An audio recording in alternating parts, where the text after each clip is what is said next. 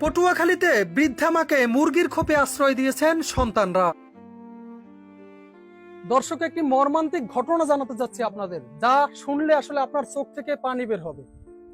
আপনি নন শুধু, যে কোনো হৃদয়বান মানুষের চোখ থেকেই পানি ঝরবে। বলা হয়ে থাকে মায়ের পায়ের নিচে সন্তানের বেহেশত, কিন্তু সেই মায়ের প্রতি যখন এরকম অবহেলা করা হয়, জন্ম দিয়েছেন যিনি, সেই মাকে যদি এরকম একটি মুরগির খোপের মধ্যে আটকে রাখা হয়, তাহলে যেন আল্লাহর আরশ কেঁপে ওঠে, সন্তানের জান্নাত যেন হারাম হয়ে যায়। এরকমই একটি ঘটনার বর্ণনা জানাতে চলেছি আপনাদের। যে মা বাড়ি বাড়ি ভিক্ষা করে সন্তানদের লালন পালন করে বড় করেছেন, সেই গর্ভধারিণী মায়েরই আজ আশ্রয় হয়েছে মুরগি রাখার খোপে।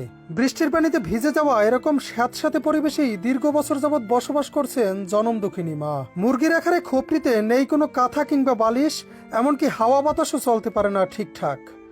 দেখা যায় এমন একটি ঘরেই কোনো মতে খুঁটুমুটু দিয়ে বসে আছেন অসহায় মা। একটু পরপর খাবারের জন্য করছেন ডাক চিৎকার, কিন্তু কে শোনে তার চিৎকার?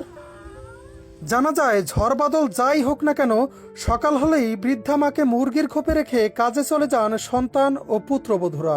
এ সময় তাদের থাকার ঘরটিও রেখে যান তালাবদ্ধ। নিরুপায় হয়ে খাবারের আশায় নরবরে শরীরখানা নিয়েই এবারে ওবারে ছুটে বেড়ান জনম দুঃখিনী মা।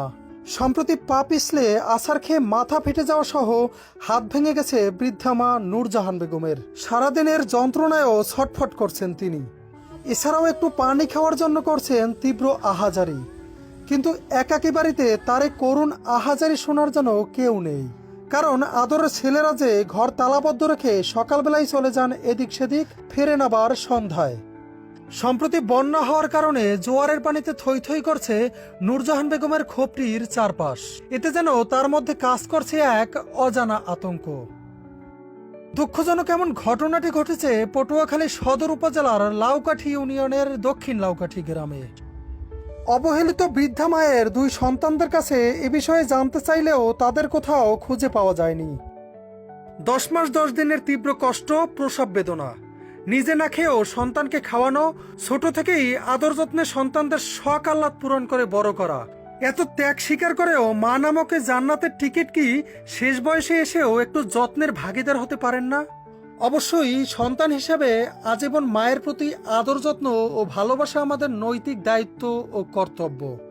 এজন্য প্রয়োজন আমাদের মানবিকতা বোধের, শিক্ষিত হওয়ার আগে প্রয়োজন মানুষ হওয়ার। তবেই পৃথিবী হবে আরো সুন্দর, শান্তিময়।